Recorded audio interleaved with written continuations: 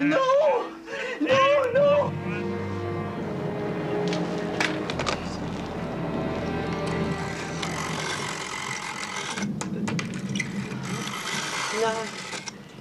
Nine. Emergency. Which service?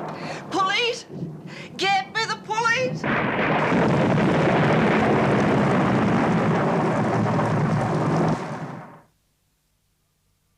Not so fast, you nincompoops. Where's the car?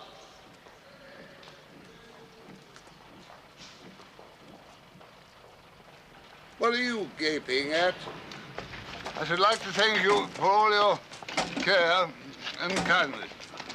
In the whole of my life, I've never been so miserable. Well, I wish you all good day, I hope forever. Come along. What's keeping us? I didn't know he was being discharged today. Discharged? He's been expelled. There goes the old fox at last. What a beautiful sight. Goodbye, Sir Wilfred. Bye. Bye.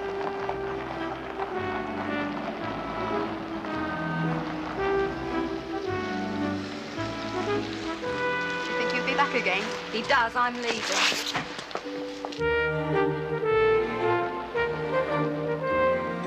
Oh, my, what a miserable day. Just perfect for your homecoming. You know, I always say it's worth having the rain just to appreciate the sunshine when it comes. Oh, tell me, is there too much draught? Shall I shut the window? No, just shut up, will you? Now you're being naughty again, Sir Wilfred. We must keep our spirits up.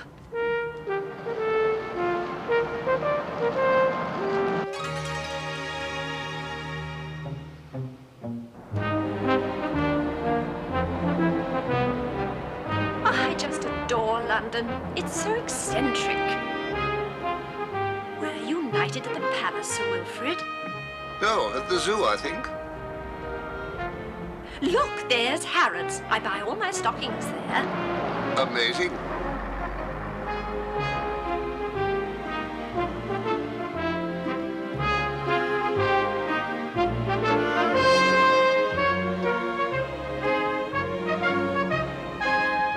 You know, I almost married a law student years ago, but he caught pneumonia and went, just like that. Died of fright, didn't he?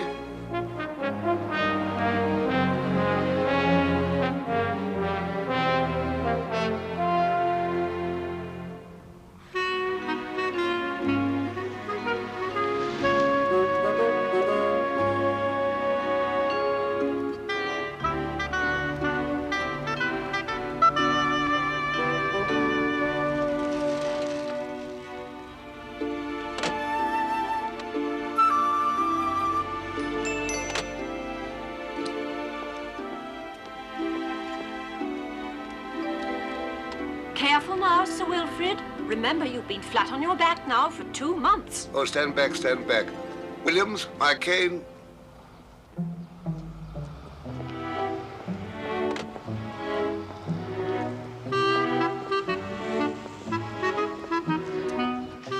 Here he comes. Me.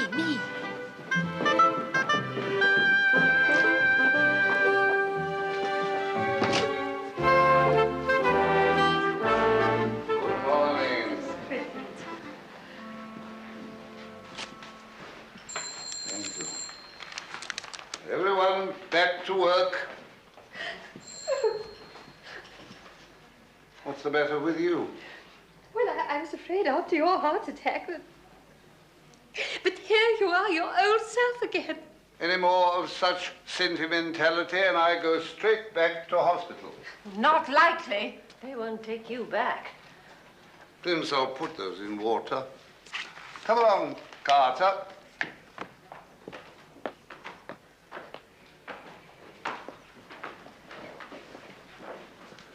Look at this room. Old, ugly, musty. I never knew I could miss anything so much. Miss you too, Carter. Musty old buzzard. Oh, thank you, sir. I'm not a religious person, sir. When they took you away in that ambulance, I lit a candle. Oh, thank you, Carter. Well, actually, I was lighting it for myself, sir. I mean, if anything happened to you, what would happen to me after all these years? Oh, indeed. I started with your first murder trial, you know. Indeed, you did. 37 years ago. I still got the same wig. Face it, Carter, will you? Yes, sir, I'm afraid we put it away, sir. Put it away. In mothballs. Mothballs. I suppose you thought I wasn't going to practice again. Oh, no, sir, we have several interesting briefs for you. A divorce case, tax appeal, very simple, excellent fees. Never that. I'm sorry, Sir Wilfred, but you're not to undertake any more criminal cases. The doctors. Doctors? They've deprived me of everything. Tobacco, alcohol, female companionship. Carter. Yes, sir. You can bring me a bigger box, bigger mothball. And put me away in it, too. 11:30, Sir Wilfred.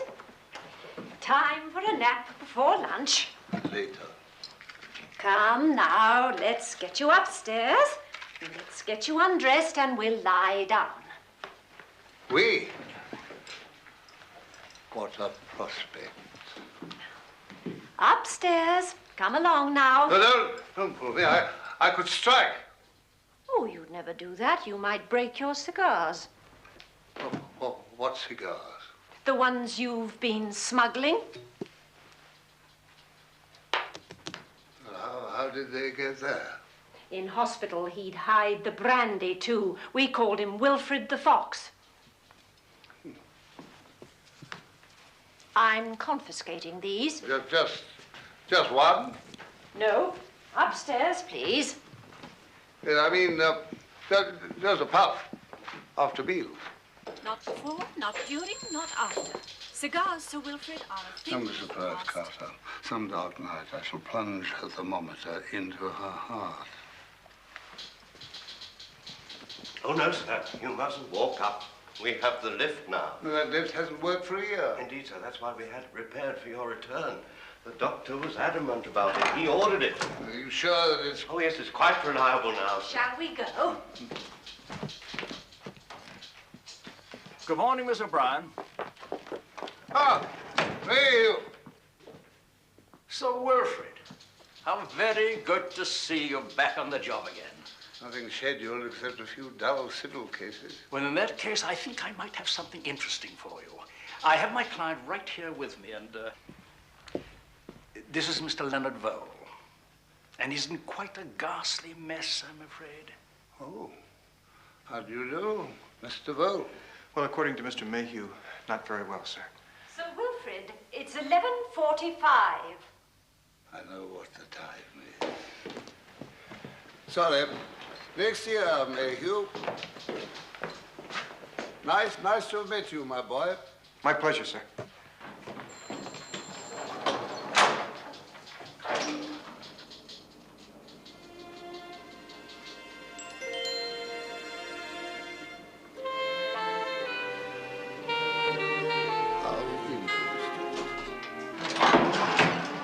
Here we are. Now come along, Sir Wilfred.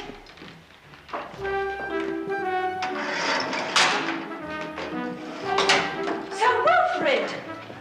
Sir Wilfred! Sir Wilfred! Well, he's convalescing. He really can't accept any case of a criminal nature. The doctor has requested all of us to see to... Gentlemen. Sir Wilfred... It's all right, Carter. We're not taking his brief. But May was an old friend. I'm sure he could do with some advice. Oh. Yes, well, I could give you 5 minutes, couldn't I? Well, that's very kind of you, Sir Wilfred. Oh, no, Mayhew. Just you and I, please. Thank you. Sir Wilfred! Your nap! You go ahead and start it without me. This is your fault, Mr. Carter. How can you say that? I told you. Excuse me, but if it's anyone's fault, it's mine. It seems silly to me now, but Mr. Mayhew thinks that I might be arrested at any moment. For what? Well, for murder.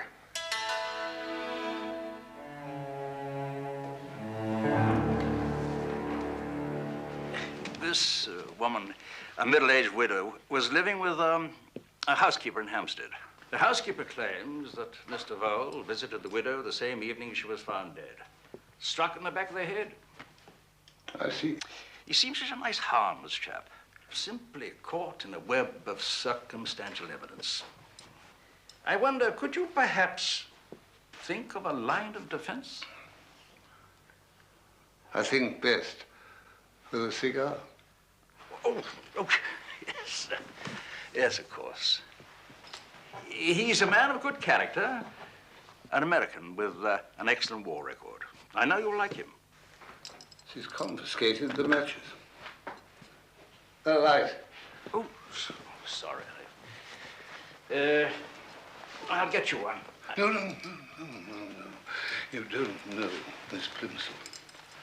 This will take all our cunning.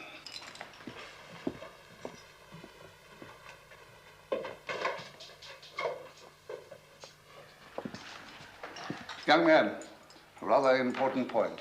If you could just join us for a moment. Of course, sir.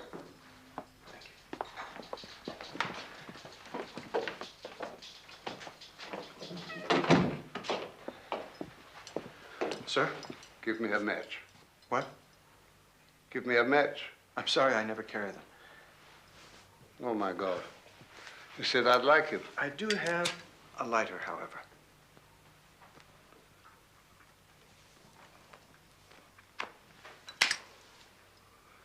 Charming fellow. Mr. Vole, you may or may not have murdered a middle-aged widow, but you saved the life of an old barrister. Well, it's all so fantastic. I haven't murdered anyone. My God. I hate violence of any kind. I'm only here because Christine, that's my wife, thought I might be implicated in some way. Do I really need 2 lawyers? Excuse me, it seems silly. Mr. Vole, those who commit murder in this country face the hangman. Is that silly?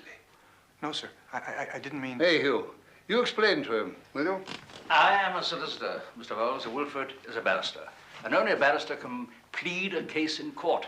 The fact is, I made a statement to the police. They seem quite satisfied. They seem satisfied. He made a statement and thinks that's the end of it. You are a principal suspect. Why? Why should I be arrested for something I haven't done? Relax, Mr. Vole. You are now in the hands of the finest barrister in London. Hey, Hugh, I may have taken your cigar, but I'm not taking your case. Hold that, will you? I submit we call her Mr. Brogan Moore. A very able man. Oh, Carter, ask Mr. Brogan Moore to come to me as soon as he leaves the court. Yes. Sir Wilfred, I have never known such insubordination since I was a nurse in the front lines during the war. Oh, thanks very much. What sort of work do you do? Well, I've worked at all sorts of jobs.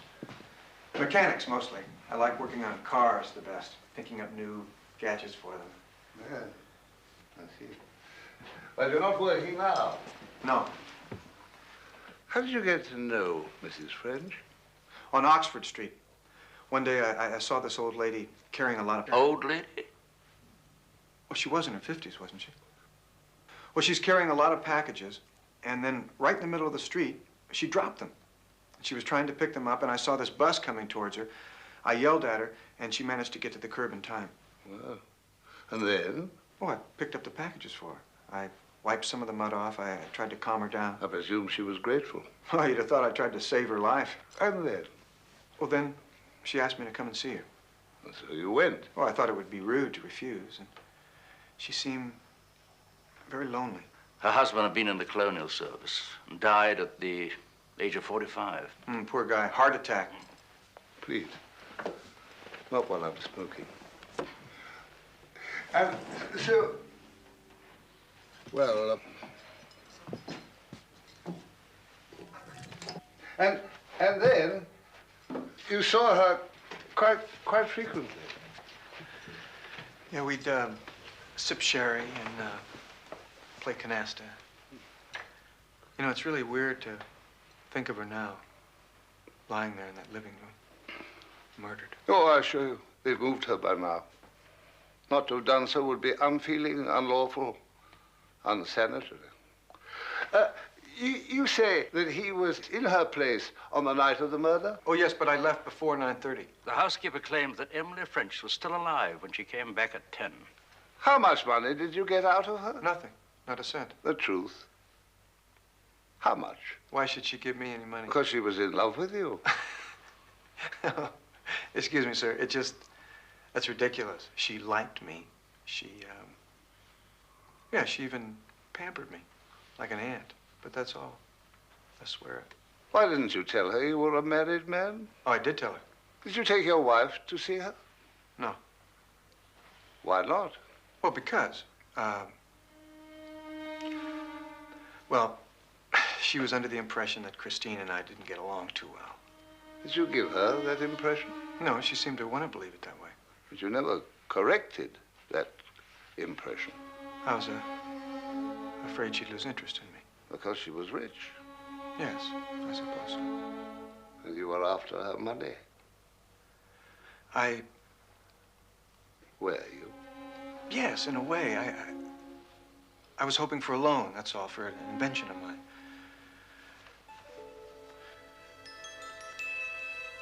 That's all it would have been. Is that so bad? The housekeeper was out. Just you. And that lonely woman in the empty house. How easy it would have been. No. When I left her, she was alive. I know things do look bad for me. But I swear to God I didn't do it. You do believe me, don't you? No, you're wrong, Mr. Vole. Things don't look bad for you. They look absolutely terrible. You've no alibi, no witness. Just my wife.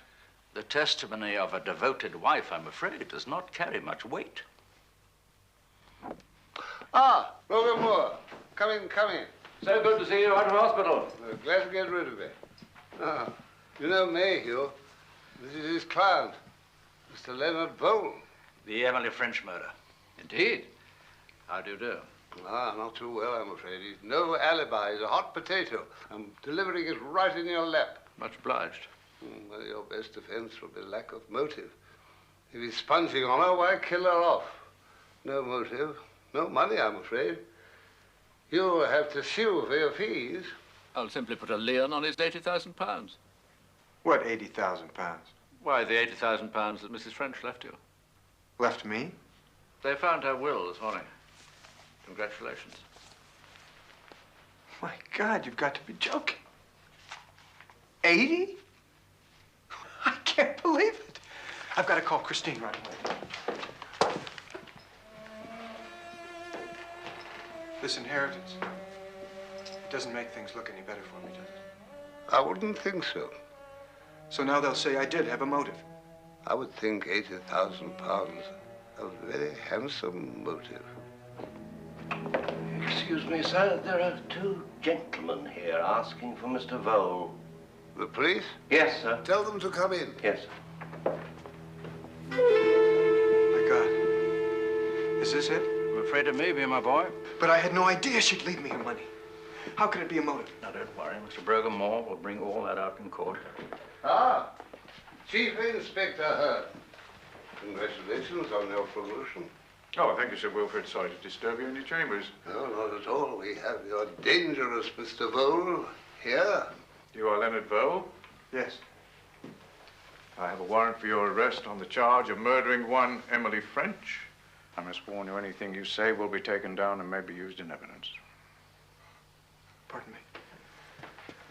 I've never been arrested. Do I have to be handcuffed? That won't be necessary. I'll go to the station with you, see you properly charged. Will you explain to my wife? Yes, of course.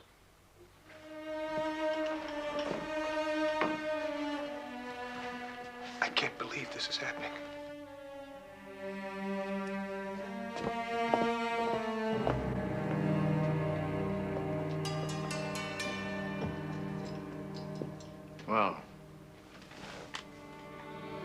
you give him your monocle test? Yes, I did. And? Curiously enough, he came through with flying colors. Excuse me, Sir Wilfred, but Miss Plimsoll has issued an ultimatum. If you're not in bed in 1 minute, she will resign. If you refuse to take proper care of yourself, sir, I will be forced to resign too. Blackmail. All right, Carter. I'll go quiet. It's been a bit hectic this morning. Miss Plimsoll, how alluring you look. Like a caged cobra.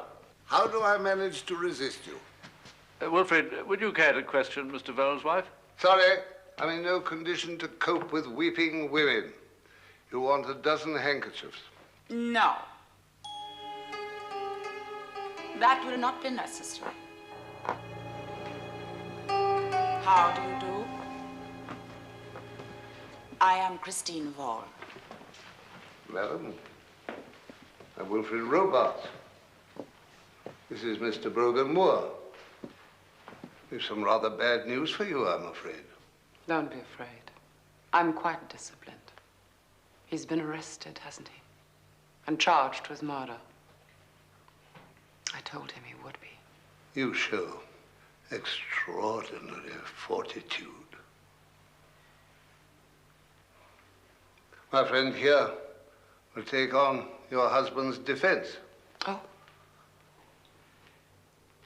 You will not personally defend Leonard? Well, regrettably not. My health, you see.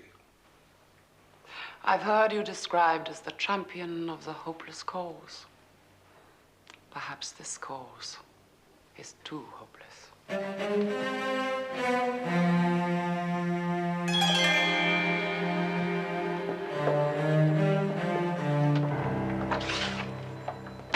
Sir Wilfred?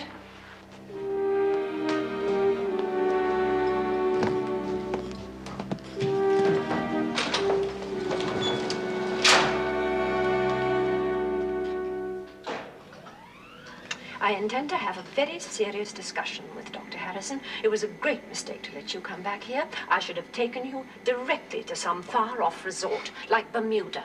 Never. You just want to see me in those nasty little shorts. Now, put these on, if you please. Both tops and bottoms. I'll make your bed. I must say, I feel rather sorry for Mr. Vole. That wife of his sounds absolutely horrid. Oh, foreigner.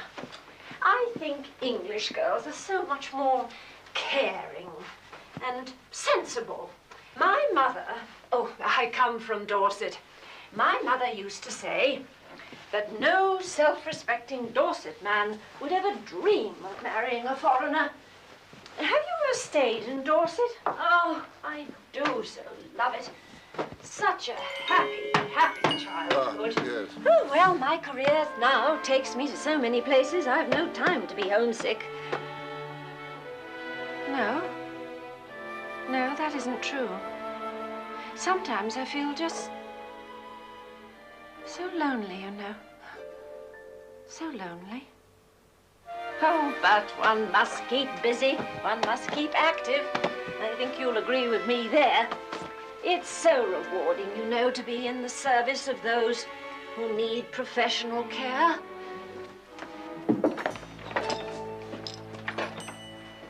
Do you like fish?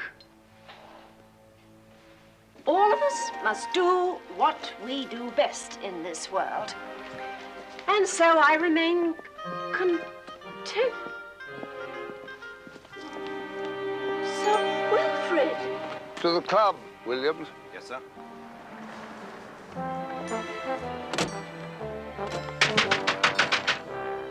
Forgive my haste, but my nurse might be following on her broomstick.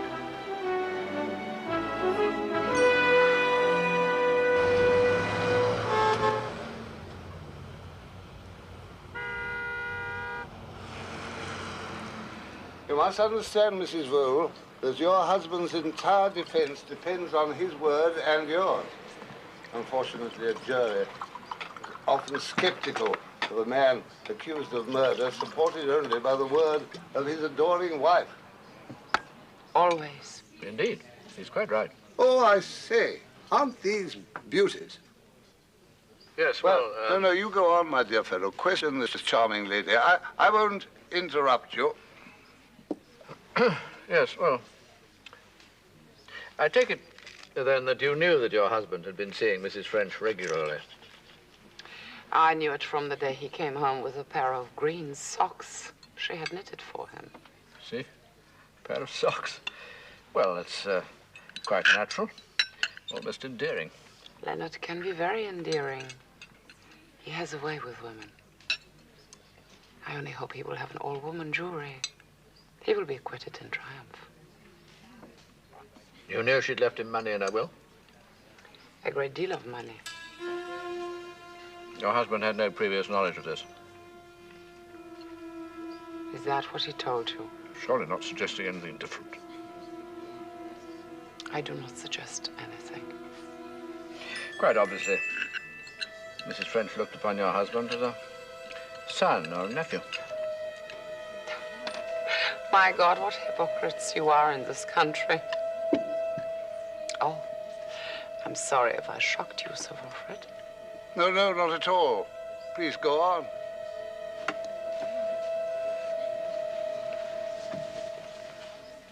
There. Is that more comfortable for you, Sir Wilfred?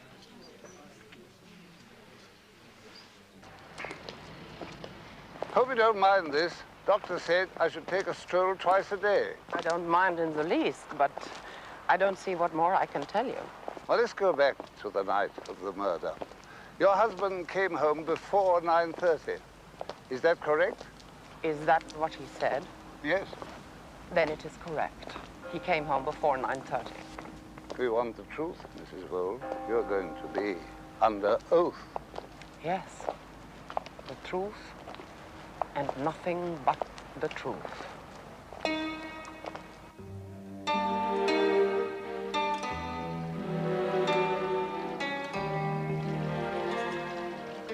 Mrs. Vole, do you love your husband?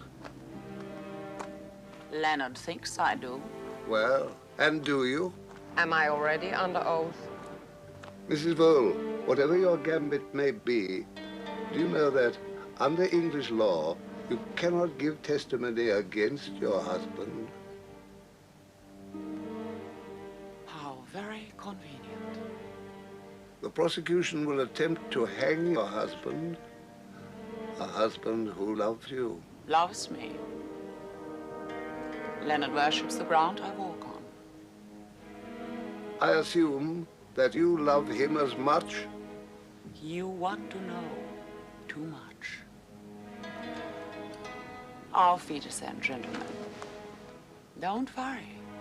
If Leonard needs an alibi, I shall be very convincing. There will be tears in my eyes when I speak. You're a very remarkable woman, Mrs. Vole. And you are satisfied, I hope.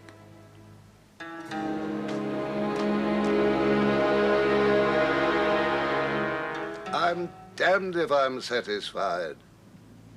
I want your honest appraisal.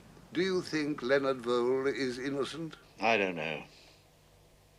I'm sorry, but of course I'll do my very best. Oh. You needn't concern yourself. I shall take it on from here.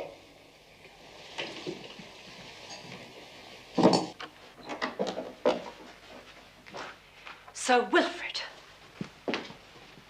you may wish to know that I have called Dr. Harrison and given him a complete report on your shocking behavior. Give me a match. Sir Wilfred. Did you hear what I said? Give me a match.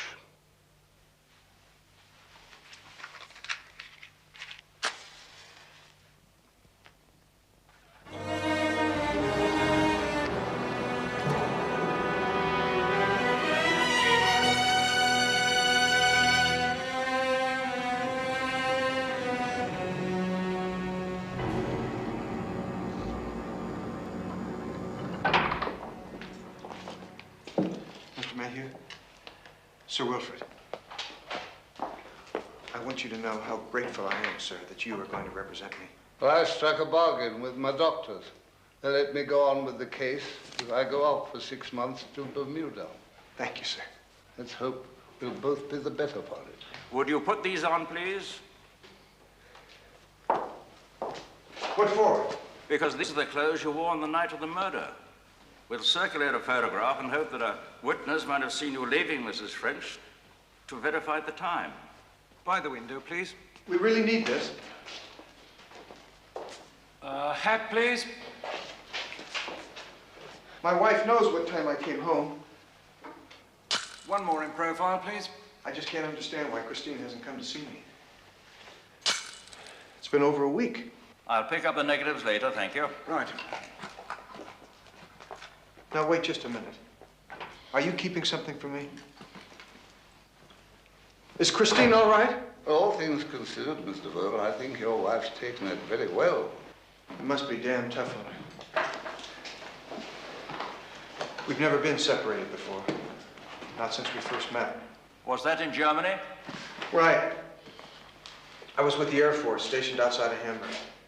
I met her in a nightclub.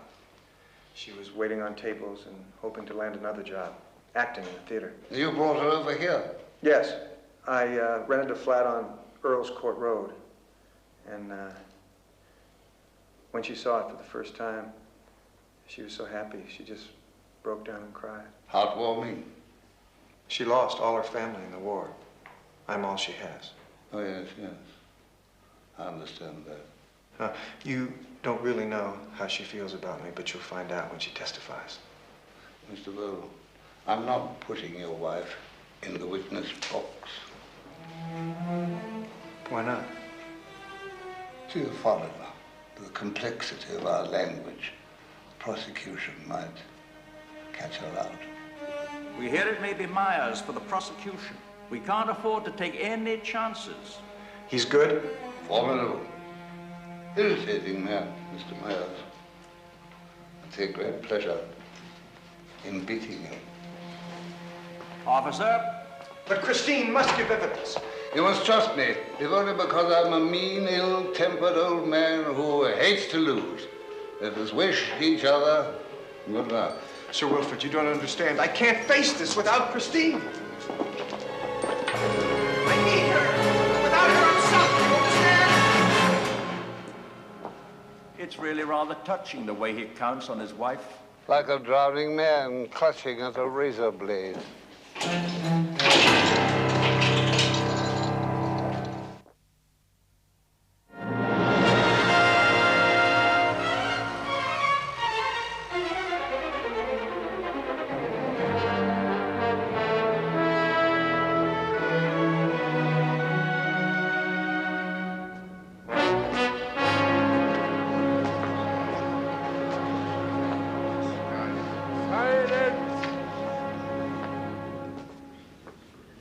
Is your name Leonard Vole? Yes. You are charged on indictment that on the 14th day of September, 1954, you murdered Emily Jane French. Vole, are you guilty or not guilty? Not guilty. Members of the jury, you are sworn to try this case on evidence. You must shut out everything from your minds except what takes place in this court.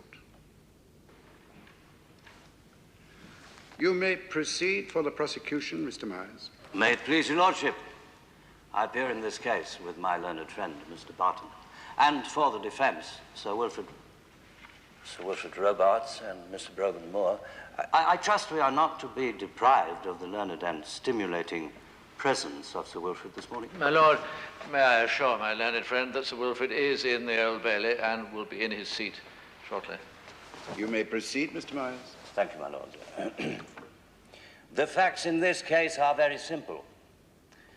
Medical testimony will prove that Mrs. Emily French was murdered by a blow from a blunt and heavy instrument. It is the case for the prosecution that this blow was struck by the prisoner, Leonard Vole. This is ridiculous. Just a bit of nervous heartburn. Always get it. First day of the trial. 2:40 over 1:30. You shouldn't be here at all. I should be in the courtroom. The trial's begun. Syringe, Miss Plimsoll. Now be a good, brave boy, Sir Wilfred. It may interest you to know that I am descended from a warrior family which traces its brave past back to Richard the Lionheart. You're to have a calcium injection daily, a tranquilizing pill every hour, and in case of a sudden pain or shortness of breath, pop one of those nitroglycerin tablets in the black box under your tongue, and I'll leave you some drops as well. That's enough, Doctor. The judge will be asking for a saliva test. We'd better get that thermos of cocoa with me. Helps me to wash down the pills. Let me see that, please. My learned patient is not above substituting brandy for the cocoa. Oh, it is cocoa. So sorry. Yes, take care of that, Carter. Now, Sir Wilfred, in the courtroom, you must avoid overexcitement. Watch your temper. Keep both your voice and your blood pressure down. Oh, it's all right, thank you, Doctor. I shall be quite safe with the pills and the cocoa. Come on, Carter. We therefore place the time of death at between 10 and 10:30 p.m. That is just before Janet Mackenzie called us. Was the severe blow to the back of the neck the cause of death? Yes, sir. Death was instantaneous, caused by one blow from a heavy and blunt instrument. No other signs of a struggle? No, sir. One blow. Would that indicate to you that the murderer had taken her by surprise? My lord, I'm taken by surprise as my learned friend should attempt to solicit from the witness an opinion and not a fact. Quite so. Mr. Myers, it seems that Sir Wilfred has joined us just in time to catch you on a point of legal procedure.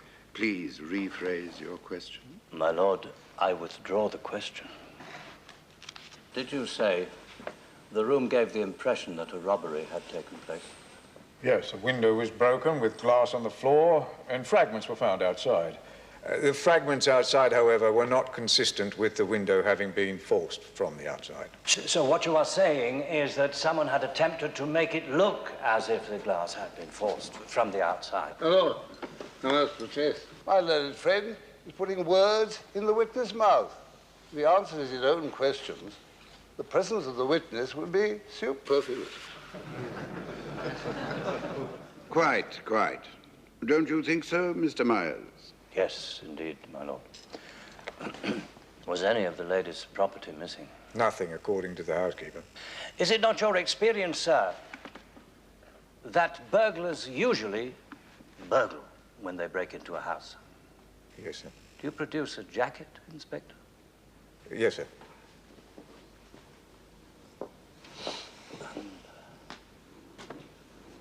And is that the jacket? It is, sir. I propose that be tagged Exhibit 1. Where did you find it, Inspector? It was found in the prisoner's flat. I handed it to our lab to test for bloodstains. And did you find bloodstains? Oh, yes, sir. Though an attempt had been made to wash them out. What tests did the laboratory make? First, to determine that stains were human blood, and then to classify the group or type. And were the stains of a particular type? Oh, yes, sir. They were type O. Did you test the blood of the dead woman? We did, sir. That was also type O. Thank you very much, Inspector. Inspector, is it not possible that a burglar might enter an empty house and then suddenly encounter Mrs. French and strike her, and then, discovering that she is dead, panic, flee without taking anything? Yes, sir. It's certainly possible. My lord, I must admit that it is entirely impossible to guess what goes on in the mind of an entirely imaginary burglar. You're quite right, Mr. Myers. Please let us confine ourselves to the facts, Sir Wilfred. When you questioned the prisoner as to the stains on his jacket, did he not show you a recently healed scar on his wrist and tell you that he'd cut himself while slicing bread with a kitchen knife? Yes, sir, that is what he said. Did his wife not tell you the same? Yes, sir. But afterwards, no, she told us... Just yes or no, if you please. Did his wife tell you he'd cut himself while slicing bread? Yes, sir. I'll ask you to examine this knife.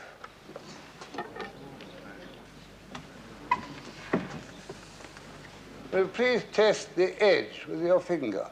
Oh, no, carefully now, carefully. Do you agree that that knife is razor sharp? Yes, sir. Such a knife could inflict a cut which would bleed profusely. It might, sir. Now then, you stated the blood on the prisoner's jacket and the blood of Mrs. French are the same type. Oh. Correct.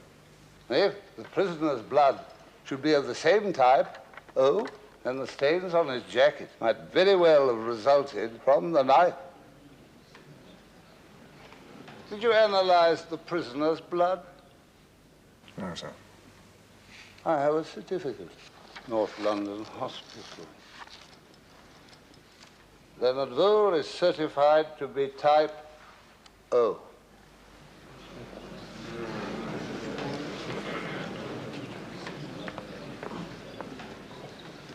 Call Janet Mackenzie.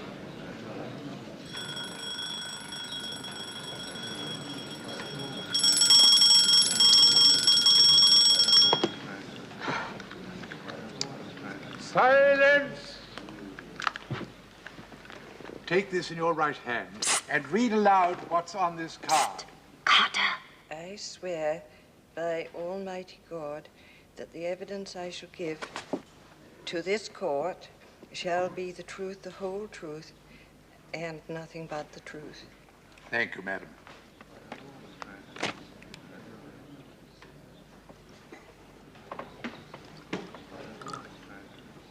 Is your name Janet Mackenzie? Yes. Were you companion housekeeper to the late Mrs. Emily French? I don't think he could get through the trial without his medicine every hour. I was her housekeeper. I've no opinion of so-called companions, poor feckless bodies, afraid to do a bit of honest work. But you did know her very well. 10 years. She trusted me. Many's the time I've prevented her from doing a foolish thing. Will you tell us, in your own words, what happened on the evening of September the 14th? It was a Friday, my night out. And I went off to see my niece, a 5-minute walk. I'd promised to take her a pattern, a paper pattern. And I'd been there for a while when I remembered I forgot it. So I walked back to the house in the rain. The phonograph was playing in the sitting room. Mrs. French was laughing. She was in there with him.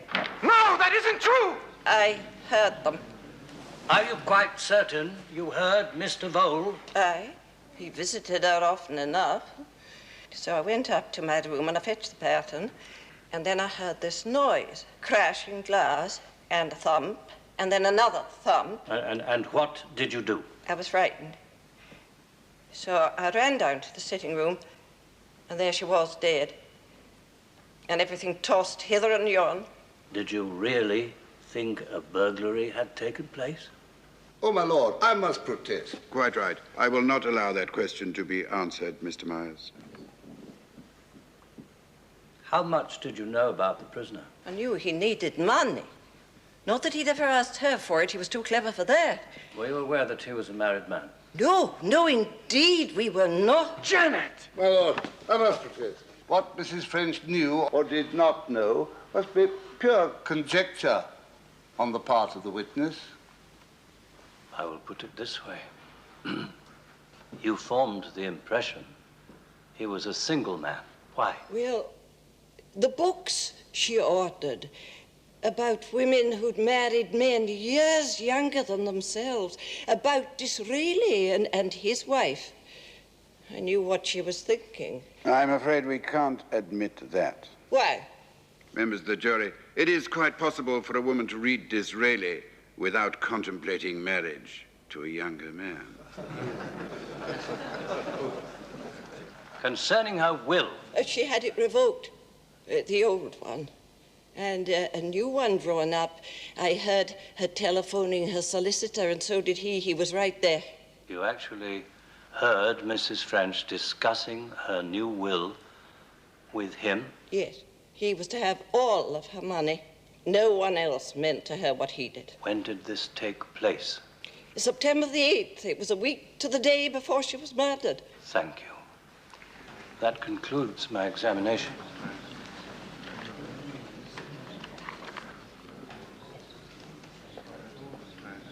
Not just yet, Miss Mackenzie.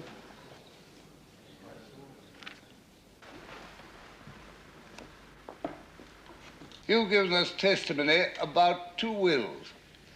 In the old one, who was to receive the bulk of Mrs. French's estate? I was. And in the new one, only a small annuity for you, and the rest to the prisoner Leonard Vole. A wicked injustice if he ever touches a penny of that money. I can quite understand if you feel antagonistic to the prisoner. Me? Antagonistic? He's a shiftless, scheming rascal, but I am not antagonistic to him. His friendship with your mistress cost you the bulk of her estate. I never liked him. Your candor is most refreshing. You say you heard them on the night of September the 14th. What did you hear them say? They were laughing. What did the prisoner say? Just laughing. Quite sure about that, are you? Aye. The door was closed. Open. It was open a wee crack. She passed the door quickly. Well, long enough to hear. Oh, come, Miss Mackenzie. I'm sure you don't want to suggest to the jury that you were an eavesdropper. It was him. I know it. But did you see him? Did you actually see him? Her. What? I could see her, but I knew he was there. Why? Because you heard him? Yes. Under the National Health Insurance, Miss Mackenzie, did you apply for hearing aid? What? For hearing aid. What did you say? My Lord, I must object to the way this question has been put. I'll repeat the question, my lord. I asked you in a normal tone of voice, audible to the open court. Did you apply to the National Insurance for a hearing aid? Yes, I did. Did you get it? Not yet. And yet you state that you could hear the prisoner's voice in a room beyond. What? No more questions, my lord.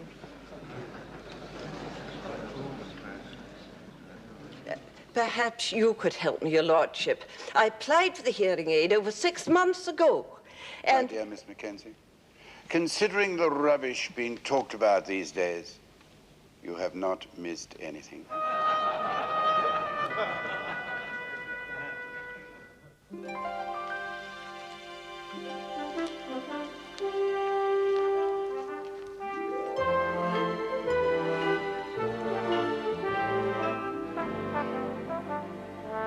Over we go. And now, if it please your lordship, I should like to call upon our final witness for the prosecution, called Christine Helm. Christine. Call Christine Helm. Call Christine Helm.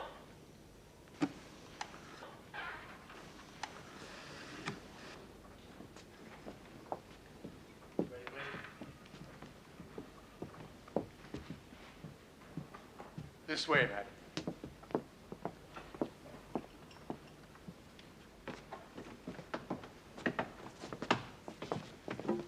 Please remove your glove, madam. Take this in your right hand and read aloud what's written on this card. I swear by Almighty God that the evidence which I shall give shall be the truth, the whole truth, and nothing but the truth. Thank you, madam. My lord, I should have thought it only too obvious to point out to this court that the witness summoned here by the prosecution is the wife of the prisoner, Leonard Vole, And therefore... My lord, I must call my learned friend's attention to the fact that I summoned Christine Helm, not Christine Vole. Your name is, in fact, Christine Helm. Yes, Christine Helm. And you've been living as the wife of the prisoner, Leonard Vole. Yes. Are you actually his wife? No. We went through a form of marriage in Hamburg, but I already had a husband living somewhere in East Germany. He is still living today. But you never told Mr. Vole. It would have been stupid to tell him. He would not have married me, and I would have been left to starve over there in the rubble. Thank you. My lord, there is proof of a marriage between the witness and Leonard Vole. There is no proof whatsoever of an alleged previous marriage. My lord, the alleged previous marriage is extremely well documented. I have a certificate. Mrs. Helm, is this the certificate of your marriage to one Otto Ludwig Helm? The ceremony having taken place in Breslau on April the 18th, 1942? Yes. This is the paper of my marriage. I would like to see that certificate. Having had the benefit of Sir Wilfred's opinion, you may proceed, Mr. Myers. Thank you, my lord. Mrs. Helm, are you willing to give testimony against the man you have been calling your husband? I am willing. In the night in question, you stated to the police that your husband returned home before 9:30. Did he, in fact, return home before 9:30? No. He returned at 10 minutes past 10. Christine! What are you saying? That's not true. You know it's not true. As your counsel will tell you, Vole, you will very shortly have an opportunity of speaking in your own defense. Now then, Mr. Vole returned at 10 minutes past 10. What happened next?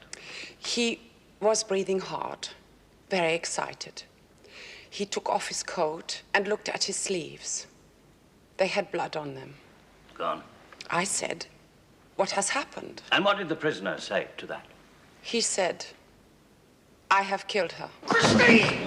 Why are you saying these things? Why are you lying? Silence!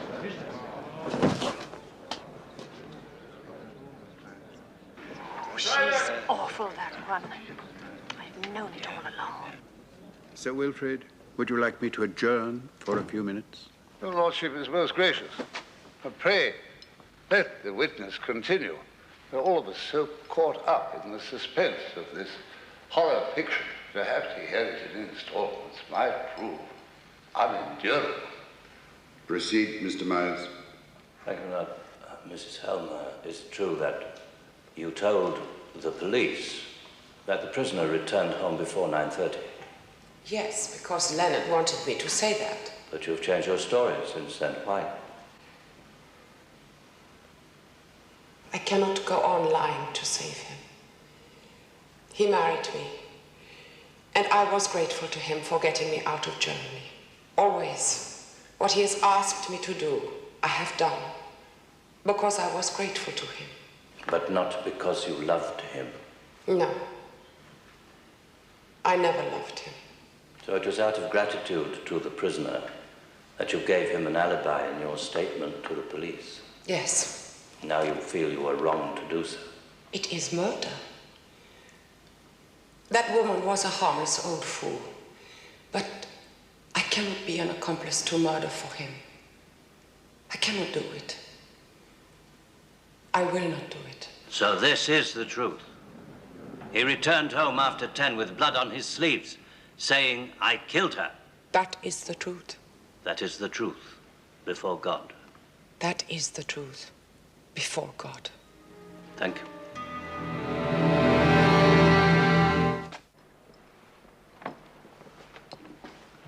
Mrs. Vole, or Mrs. Helm, which do you prefer to be called? It does not matter. Oh, does it not? In this country, we're inclined to take a rather more serious view of marriage. However, Frau Helm, it would appear that when you first met the prisoner, you lied to him about your marital status. I was desperate to get out of Germany. You lied, did you not? Just yes or no, please. Yes. Thank you. And then, subsequently, when you were arranging the marriage, you lied to the authorities? I did not tell them the truth because... You lied to them? Yes. And in the ceremony of marriage itself, when you swore to love and to honor and to cherish your husband, that too was a lie. Yes. And then, when the police questioned you about this wretched man who believed himself married and loved, you told them... I told them what Leonard wanted me to say. You told him that he was at home with you by 9:30. And now you say that was a lie. Yes, a lie. And when you said he had accidentally cut his wrist, again, you lied. Yes. And now, today, you've told us a new story entirely. The question is, Frau Helm, were you lying then, or are you lying now, or are you not, in fact, a chronic and habitual liar?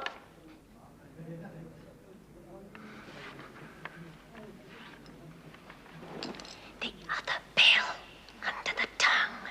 My lord, is my learned friend to be allowed to bully and insult this witness in this manner? Mr. Myers, this is a capital charge. And within the bounds of reason, I would like the defense to have every latitude. Indeed. The witness has violated so many oaths that I'm surprised the testament did not leap from her hand when she was sworn in here today. I doubt there's anything to be gained by questioning you any further. That will be all, Frau Helm. Mrs. Helm, do you know the meaning of the English word perjury? Yes. It means to swear false under oath. And are you aware that in this country the penalty for perjury is a very heavy term of imprisonment? Yes, I am aware. Mindful of this, do you say that the evidence you have given is the truth, the whole truth, and nothing but the truth? So help me God. Thank you. That concludes the case for the prosecution, Lord.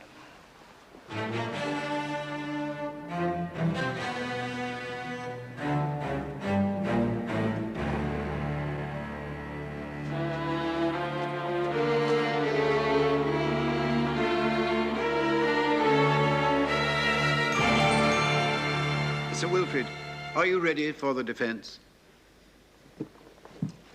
My lord, members of the jury, the prosecution very ably presented against the prisoner, Leonard Vole, a case of the most overwhelming circumstantial evidence. You've heard the evidence of Janet Mackenzie, a worthy and devoted housekeeper who suffered two most grievous losses. First, the death of her beloved mistress. And second, from being deprived of an inheritance of £80,000, which she had fully expected to receive. May I express my sympathy to her on both these mishaps.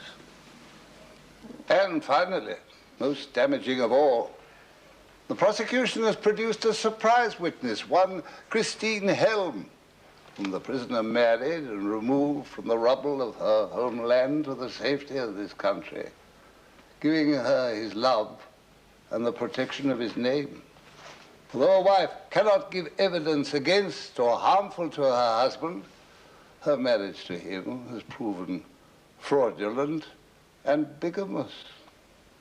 I would ask you to consider this marriage for what it is worth. This, then, is the prosecution's case. It is now the turn for the defense. We could present a variety of witnesses to his character, his war record, the lack of any criminal association in the past. However, I will call upon the only one witness who can shed light upon this tragic riddle, the prisoner himself. I call upon Leonard Stephen Vole.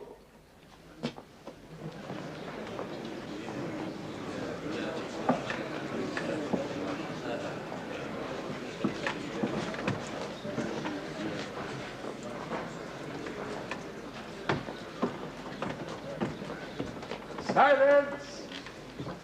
Take this in your right hand and read aloud what's written on this card.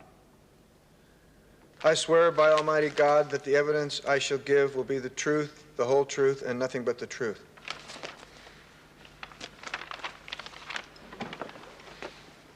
Her name is Leonard Vole.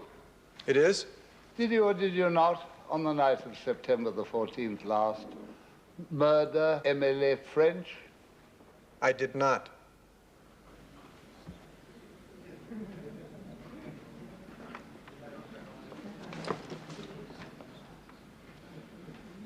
Silence! Have you, in fact, concluded your examination of the witness, Sir Wilfred?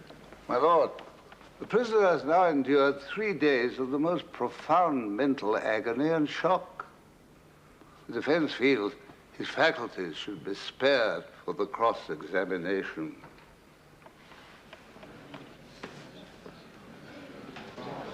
Silence! Mr. Vole, when you first made the acquaintance of Mrs. French, were you employed? No. You had money then in savings? Nothing. Did you receive any money from Mrs. French? No, not a penny. Did you expect to receive any? No, sir. Did you know that she had left you money in her will? No, sir.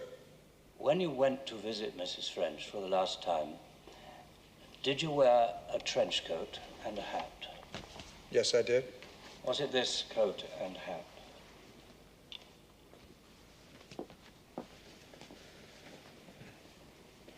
Yes. My lord, the defense circulated this poster in the hope that a witness would come forth who had seen the accused leave Mrs. French's house at the time stated. Unfortunately, the effort was without result. However, the defense will be pleased to hear that a witness has now come forward who saw the prisoner wearing this hat and this coat. Lamentably, it was not on the night of the murder, but exactly 1 week before. Were you or were you not in a travel agency in Regent Street on the 8th of September, inquiring about schedules and prices of foreign cruises? What if I were? That isn't a crime, is it? Oh, no, certainly not. Many people go on a cruise if they can pay for it. But you couldn't pay for it, could you, Mr. Vole? No. And yet you came into this travel agency, with a lady. A blonde. A honey blonde, I understand. Tell me, please, how on earth did you expect to pay for such an expensive and luxurious cruise? I don't know. It was, You don't know, perhaps I can tell you. On that very day, you heard Mrs. French alter her will, leaving you the bulk of her money. I didn't. I knew nothing about the will. And in the afternoon, you set about making plans to dispose of the money. No. There was nothing like that. I met this girl at a pub. I can't even remember her name. And we had a couple of drinks. We left together. We went past this display window, and there were posters of blue seas and palm trees, and we went in. Man gave me sort of a funny look because I was dressed a little shabby, and it irritated me, so I kept asking for the swankiest tours, you know, all deluxe and cabin on the boat deck, just putting on an act. An act. An act when you knew you were going to inherit £80,000. No, it was nothing like that. I didn't think of killing anybody or inheriting any money. Just a coincidence that Mrs. French was killed only 1 week later. I did not kill her. Then why did Christine Helm testify as she did in this court? I don't know why. I don't even know why I still call her my wife.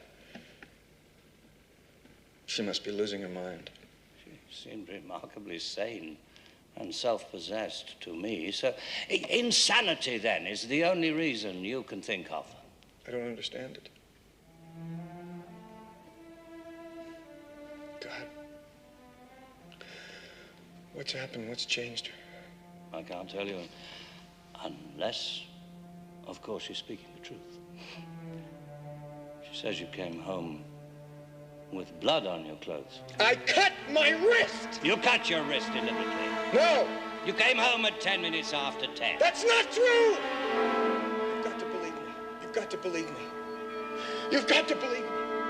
And you murdered Emily French. I didn't! I swear to God, I didn't.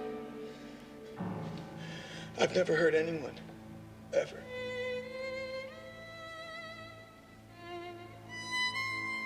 Oh,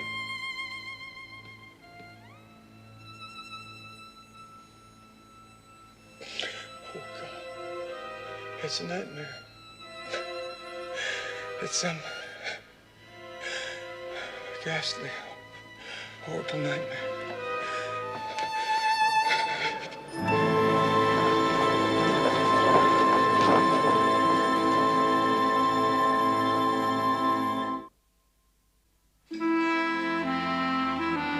Good evening, Sir Wilfred. How did it go today? Oh, Sir Wilfred, I'm from Hawksome Hill. I've brought your Bermuda shorts along for a fitting. My what? I think you'd better slip into them now, Sir Wilfred. Otherwise, we'll never have them ready for tomorrow. Tomorrow, my dear man, I'm in the middle of a murder trial. But it'll be all over by tomorrow afternoon, and the boat train doesn't leave until 9:40. Well, you work it out. You know my shape. You've stabbed it often enough. But, Sir Wilfred, you must go upstairs and have a nice lukewarm bath and your calcium injection. And there's still a great deal of packing to be done. Ridiculous talk about boat trains. How do we know? The jury may be out for days. Not in this case, I'm afraid. Seems far too open and shut. I watched them when Frau Helm was on the stand. They didn't like her. True, they didn't like her, but they believed her. They liked Leonard Vole, but they didn't believe him. I must say that travel agency business with Blonde didn't help matters. Cigar, Wilfred? Wilfred, do you think she lied? Do you? I don't know. I'm not sure. Well, I am. She lied. The only question in my mind is why? What's her game? What's she up to? Why?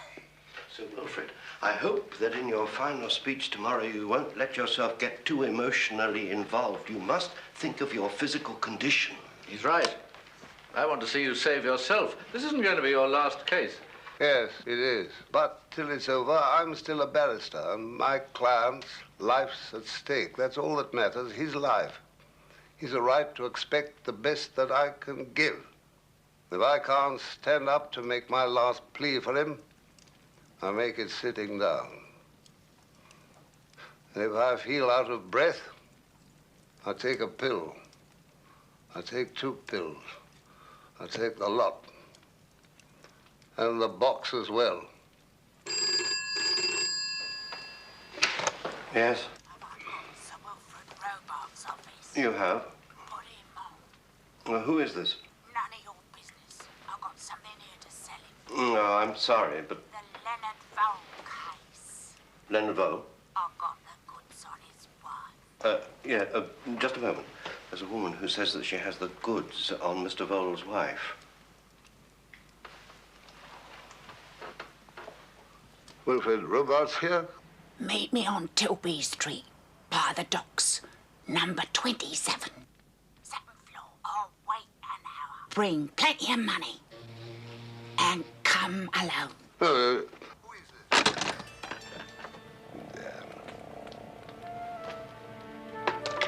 Drunken witch.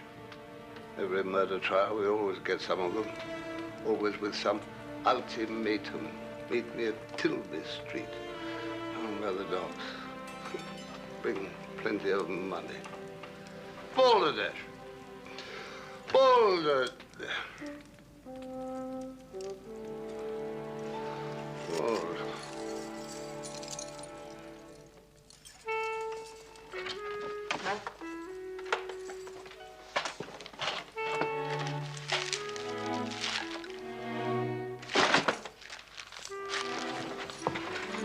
not going on some wild goose chase in my condition just because some drunken Harry did. Sir Wilfred, You're coming with me, Mayhew.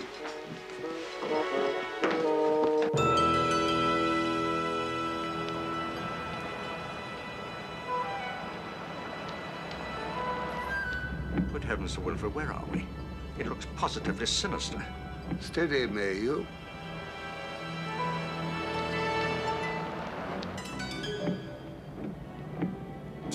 Ah, here we are, Williams. Slow down. I don't like this. I don't like this at all.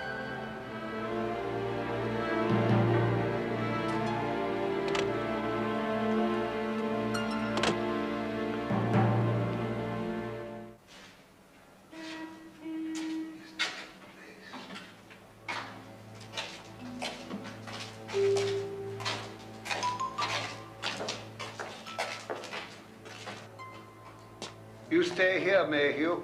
No. I can't let you go up there alone. It's far too dangerous. I'm coming with you. She wants to see me alone. And she shall. Very well. But if you're not back in 10 minutes, I'm coming after you. Second floor, I believe.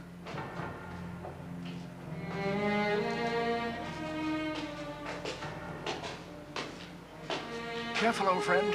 Stay calm.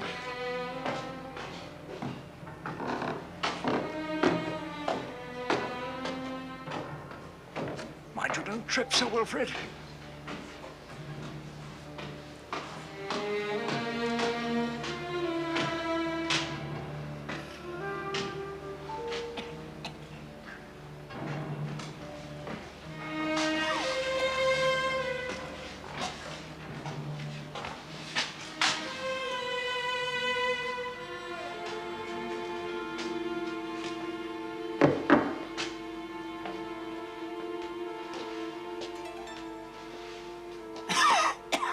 Well, well. Sir Wilfred Robarts. Who are you? Never you mind. I wouldn't have recognized you without your wig. You look lovely in them wigs, you do. Thank you. Would my gentleman friend care for a drink? No, thank you. What have you got for me? Letters. That's what I got. Letters. That wife of his wrote. You mean letters written by Christine Vole to her husband? Her husband. Ha! Don't make me laugh. Poor ruddy chump. He's been took in good and proper, he has. And these letters prove. I see them. You can see one. And then I what's me money? £100. £100? Take it or leave it. All right. Little beauties. You see.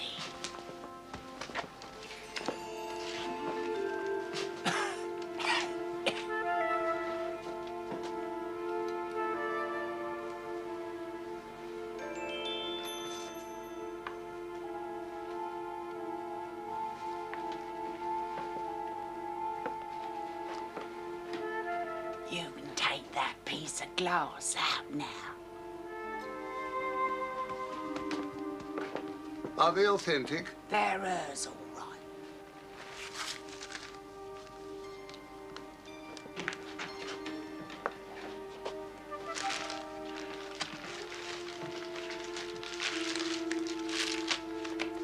Where did you get these? What difference does it make? As long as she gets what's coming to her. What have you got against her? I'll give you something to dream about, mister. Wanna kiss me, Daddy? Now, I didn't think you would. Did Christine Vole do that to you? You could say as much. Chap I was going with. Got to seeing her on the sly. And I caught them together. Told her what I thought of her, didn't I? and he give me this. I've waited years to pay her back, and now it's come. I'm deeply sorry, madam. I'll bet. All right. I'll be with you.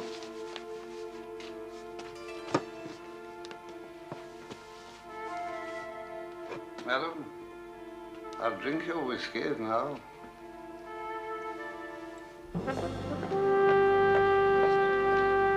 Put up Leonard Vole.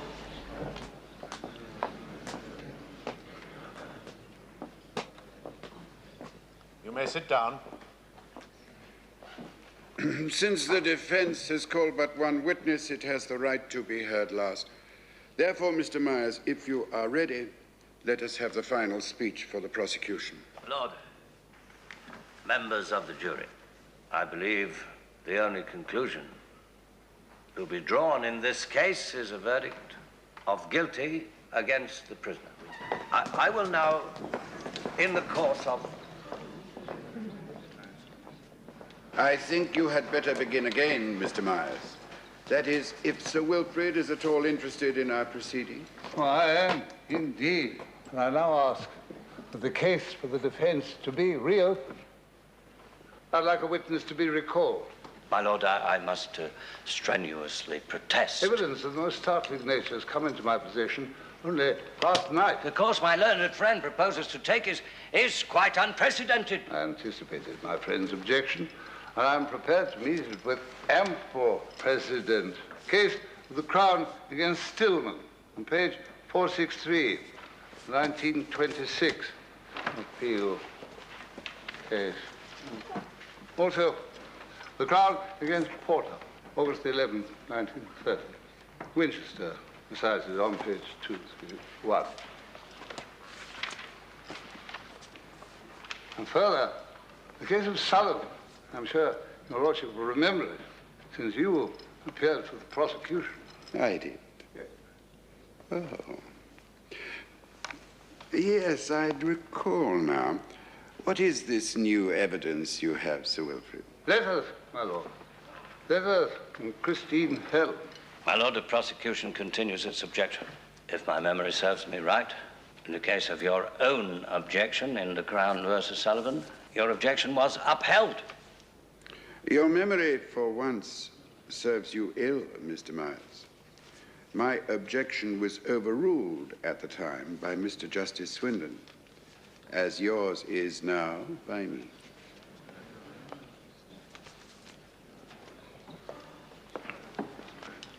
Call Christine Hell. Call Christine Hell. Call Christine Hell.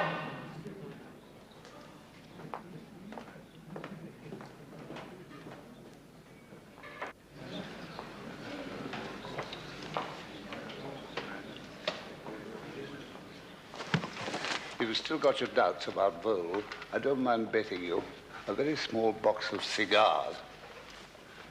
Mrs. Hell, you appreciate that you're still on oath.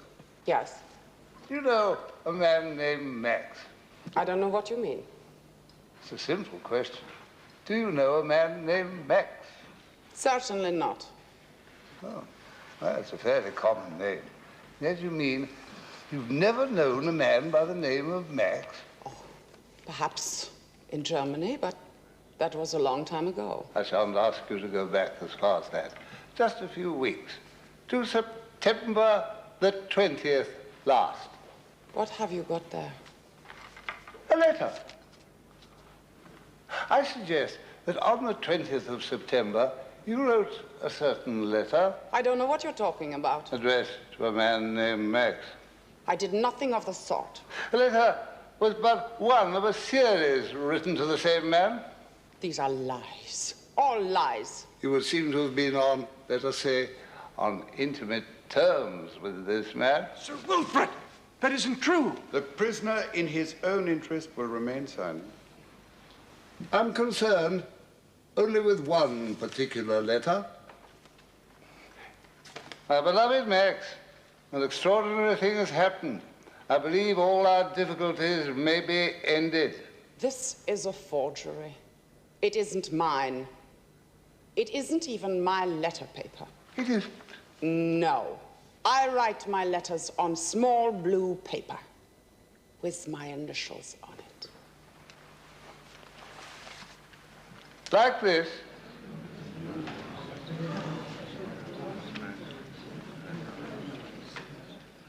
This happens to be a note from my tailor for a pair of extremely becoming Bermuda shorts.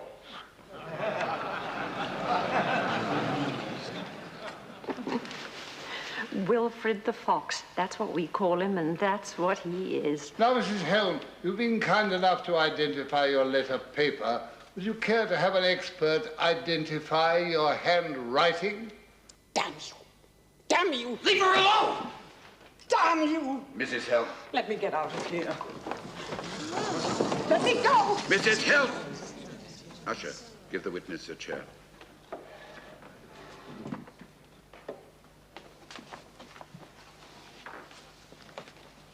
Sir Wilfred, will you now read the letter so the jury can hear it? My beloved Max, an extraordinary thing has happened. All our difficulties may soon be solved. Leonard is suspected of murdering the old lady I told you about. His only hope of an alibi depends on me. Suppose I testify that he was not at home with me at the time of the murder, that he came home with blood on his sleeves, that he admitted to me that he killed her. Leonard says he would never let me leave him. But if this succeeds, he will be leaving me. They will take him away forever, and I will be yours. I count the hours, my beloved, until we are together. Christie. Silence! Will you go back to the witness box, Mrs. Helm?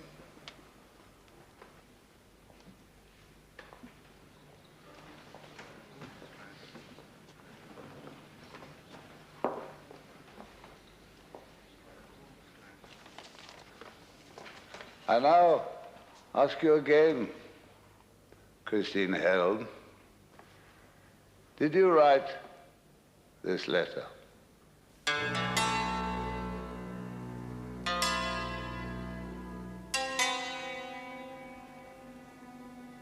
Before answering, Mrs. Helm, I wish to warn you. If you have already committed perjury in this courtroom, I must advise you not to add to your crime.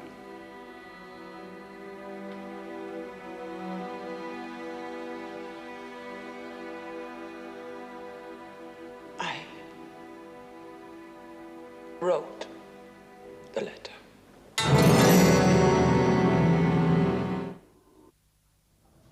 I keep asking myself, Sir Wilfred, which is the harder, your head or your arteries? Well, all I can say is you better stop chancing your luck. Well, we're all packed, Doctor. The luggage is in the car. Oh, I hope the jury doesn't take all afternoon. I concede. Congratulations.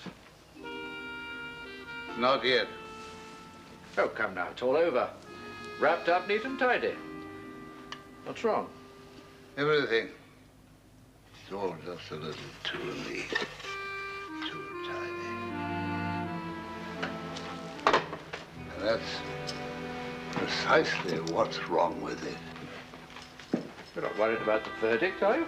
It's not their judgment that worries me. It's mine.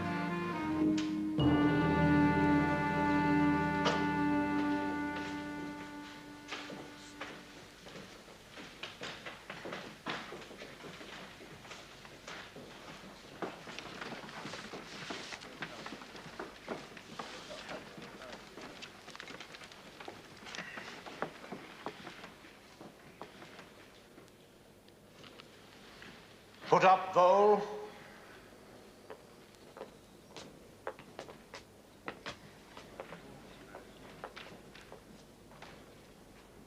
Members of the jury, are you all agreed upon your verdict?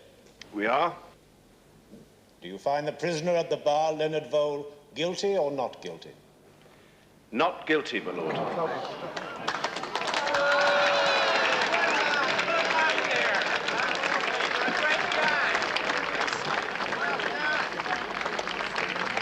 Silence! Silence!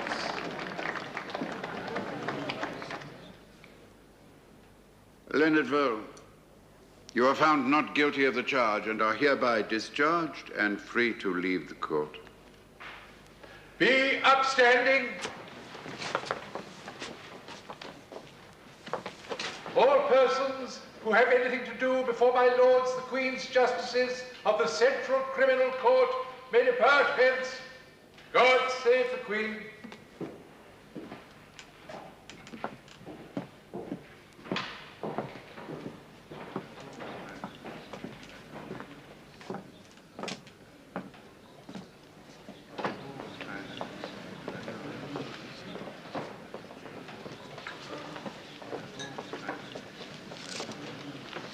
Thank you, sir, for everything.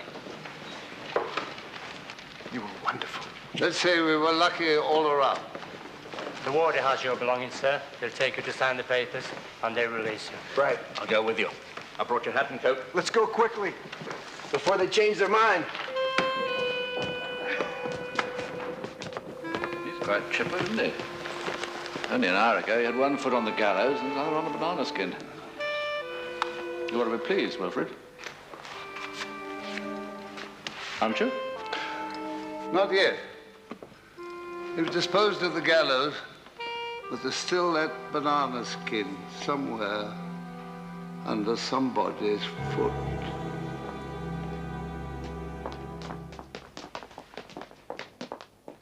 Wait in here, madam, till we get rid of the crowd. Come on, break it up.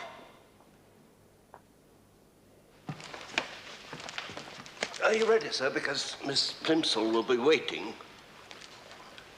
Let me finish the last of the cocoa carter, but I'm still beyond her jurisdiction.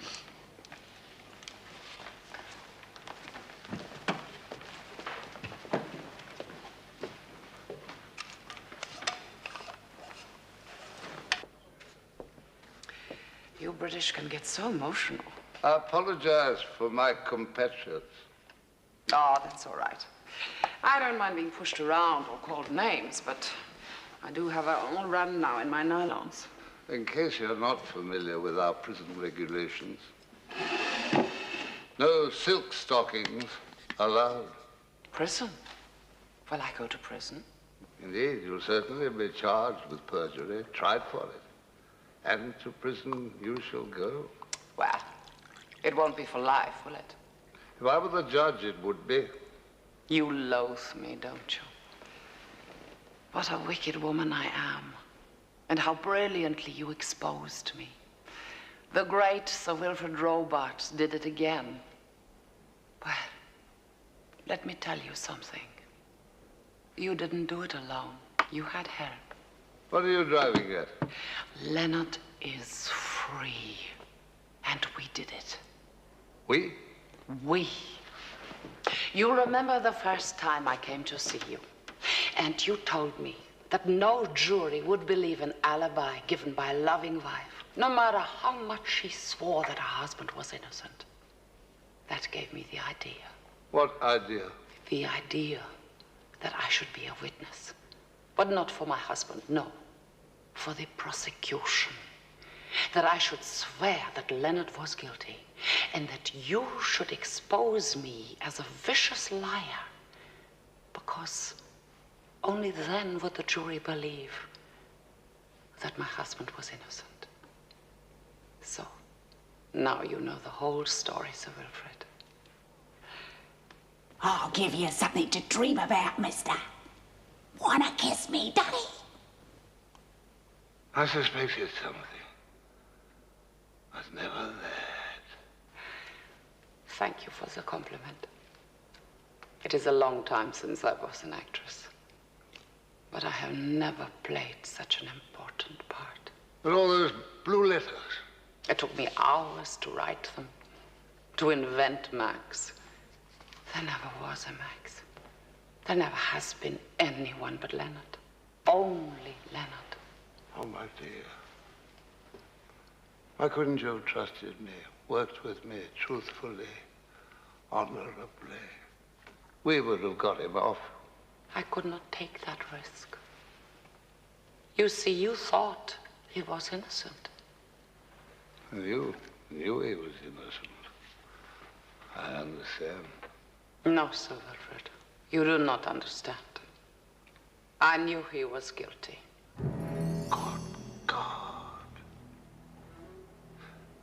That can't be true. I wish to God it was. But Leonard did come home a few minutes past 10. He did have blood on his sleeves. And he did tell me that he had killed that woman. He pleaded with me. I knew only I could save him. You did save him. A murderer. Again, Sir Wilfred, you do not understand. I love him.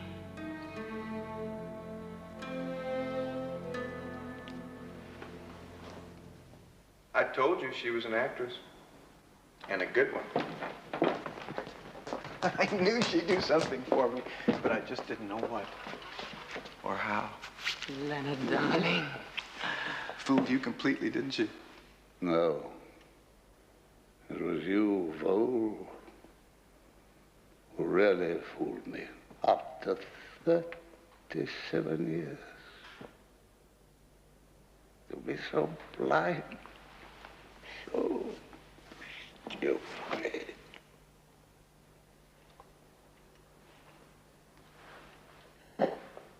Easy. We both got out of it alive. Better take a pill. There's still courts in England. They're not through with you yet. Well, sure they are. You know that. You did too good a job, Sir Wilfred. You got me off. I can't be tried again. That's the law. Somehow, in some way, you'll pay for this. I agree. Let's double your fee to begin with. And how about a new hearing aid for Janet McKenzie? And for you, my dear, £5,000 to pay for your perjury trial. That ought to get you off easy. Oh, thank God it's over. I could never go through that again. But now, I've got you back. Christine, I think that there's something really that we have to face, and the sooner the better. What? Well, what are you talking about? Yes. You and I, we've been pretending here all along. In the trial, I mean. For everyone. We don't want to pretend anymore. Not to each other. We've changed. We don't want to go back to the way things were. But, Leonard, Believe me, I have absolutely no regrets, but it's over. No. We've only 20 minutes to catch the boat train, Sir Wilfred. You can't mean it. You can't leave me. No. I saved your life getting you out of Germany. You saved my life here in this courtroom. Now we're even, right? Leonard, darling, how much longer are we going to have to stay here? I'm rather anxious to get out of this place. We'll be leaving in a minute. That's one of the few true statements that was made. You see, we did meet at the travel agency. Oh, dear God, please listen to me. I love you. Christine, let's not make it any worse. Or they might try you as an accessory, and you know what that means. I don't care what they do. Or if they must try me, let it be for murder.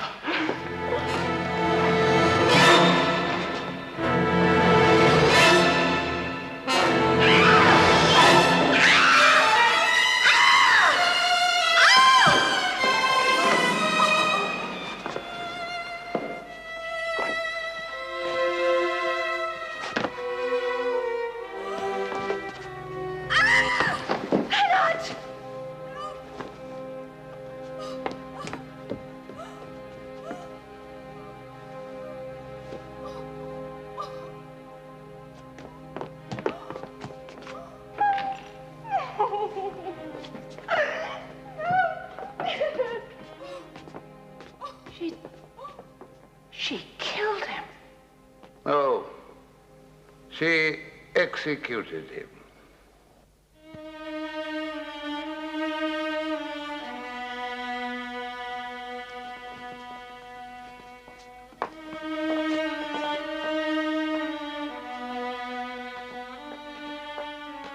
A remarkable woman.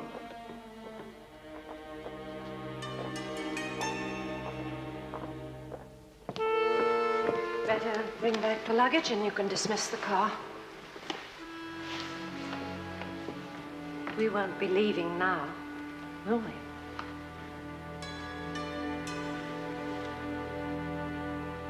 No. Thank you, Miss Plimsoll. Get Brogan Moore to my chambers directly. And have Mayhew there, too. We're appearing for the defense in the trial of Christine Vole. Come on, old man.